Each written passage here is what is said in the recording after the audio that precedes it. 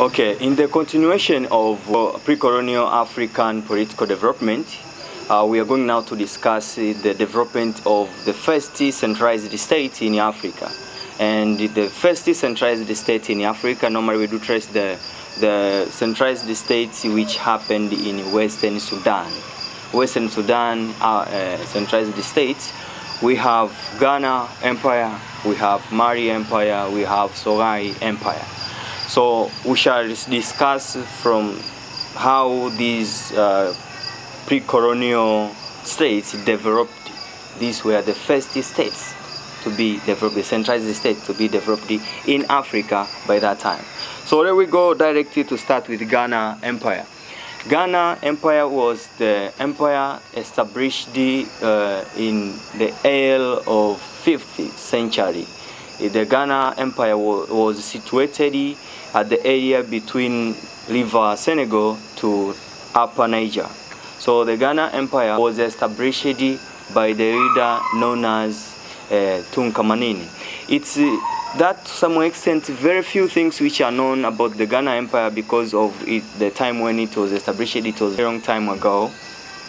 So we have details which have been gathered by different historians that Ghana Empire developed due to the several reasons. Number one factor was the good leadership which the empire of those people had and the leader Tunkamanini.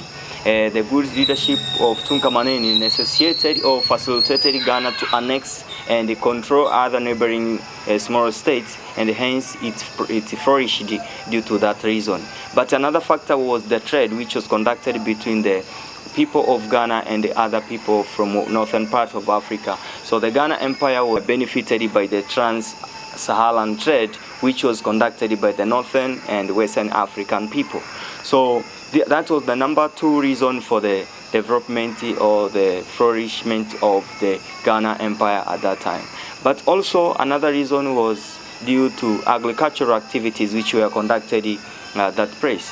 The people from Ghana Empire were good in cultivating and planting coconut nuts and palm oils, which were used as the commodities in trading or in exchanging during the trans-Saharan trade.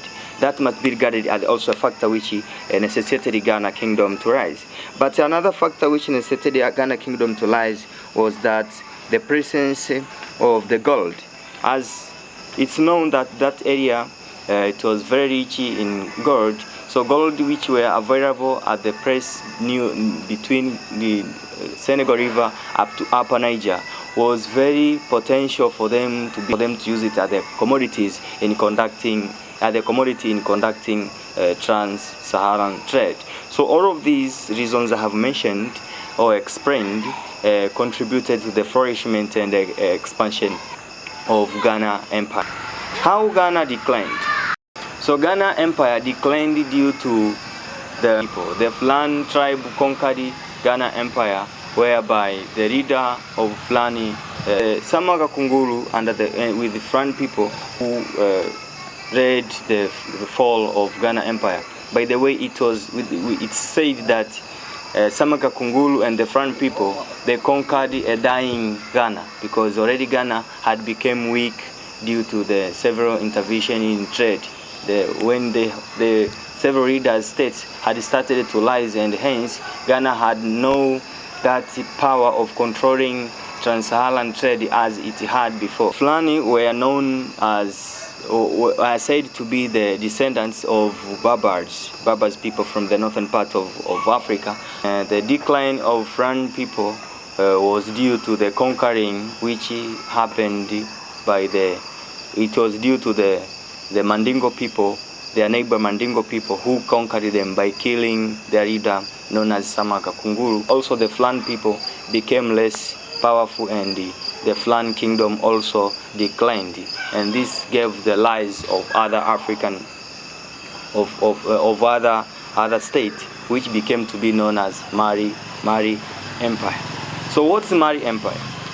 Mali Empire, let us see how Mali Empire also developed. As I have said, among of the famous Western Sudanic states, we had Ghana, Mali, and Songhai. Already we have explained about Ghana. Now let's see how Mari Empire flourished and how Mari Empire developed.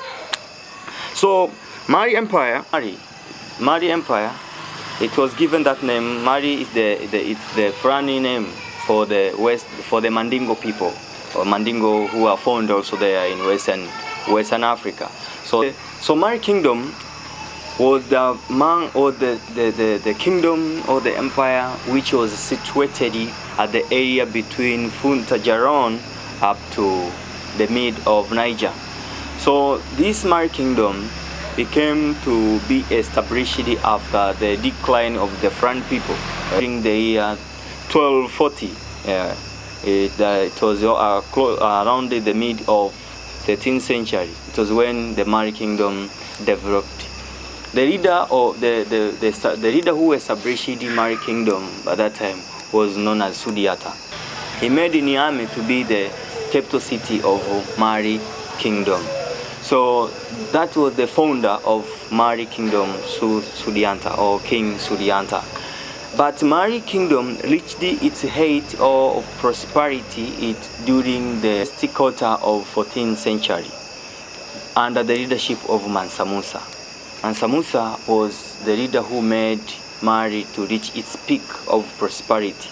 Mansa Musa became the leader of Mari. It was during 1325 when he made the Mari Kingdom to flourish. Well, the factors which necessitated Mari to become a very powerful kingdom at the western part, or at the western Sudanic region. We have numbers of factors. I will have to explain very few. First of all, it was the good leadership. The good leadership of Mari people led them to prosper. The first one, who was Sudianta, was a strong leader who managed to conquer the Fran people, reached his kingdom there. And also, the second leader who was very successful was known as Mansa Musa. Mansa Musa was very good in organizing his people and also in conducting trade with the other neighboring societies, which made the Mari Kingdom to rise. And Mansa Musa was the first African leader by that time to be known outside of African continent, because in the year 1330 he went to Mecca for pilgrimage, and during his journey to Mecca, on his way to Mecca, he decided to carry enough gold, which he used them as a gift, giving people on his way to Mecca. So that made him very famous. He made a lot of friends who later came to be very good for them. And by the time when he came back from Mecca, he came with the Arab scholars and initiated the college. He initiated the college at the city of Timbuktu, where the people had to reign there, and also turned it to be the center of knowledge, the center of civilization, and also the center for trading activities. So you can see how Mansa Musa was a very strong leader and a well-organized leader. But also another factor which necessitated the development of Mari Kingdom was due to the trading activities which were conducted by the people of Mari, the Mandingo one, and people from different places in Africa and outside Africa, especially the Arab traders. We can see after the Timbuktu had been established as the capital city of Mari, because before Mansa Musa, during the time when the Mari Kingdom was founded under Sudianta, the capital city was Niamey. But when Mansa Musa took the throne, decided to shift his capital to the city of Timbuktu. And that's why once he came with the Arab scholars, he initiated the college there, and he turned Timbuktu to be the center for civilization and knowledge, and also the center for trading activities. So trading activities were conducted by different people there, where they exchanged many things which made the Mari Empire very powerful and wealthy. So therefore, trading was also among the factors which made Mari Empire to prosper. So as we carry on to see, another factor which necessitated Mari to develop was the role played by the Islamic religion. as I have explained, that in the year 1330, Mansa Musa went to Mecca for pilgrimage, where he came with Arab scholars. These scholars, they came to teach. They came to teach the Mandingo and the Mari people the knowledge about the Islamic knowledge. They came to teach Islamic knowledge to the people of Mali. So Islam spread in the Mali kingdom, and the role of Islam now, it was to unite people. So it was through Islam, or it was through the Islamic religion, the people of Mali became united. And also it was through the Islamic religion made different Arab traders to come in Mali, because they believed Mali was among of the civilized state with Islamic knowledge and Islamic faith. So that made Mali to prosper due to the role played by Islamic religion by that time. People were united, people had enough knowledge on Islam, and hence they prospered. And therefore, of other factor, it was the strong army which Mali kingdom had, the army which managed to conquer the weak neighboring states and incorporated them into Mali kingdom. So by having strong army, it was also among the factor which made Mali kingdom to be very, very strong by that time. So how did Mali decline? How did Mali decline? Historically, Mali declined due to the rise of other state, which is called the Sogai.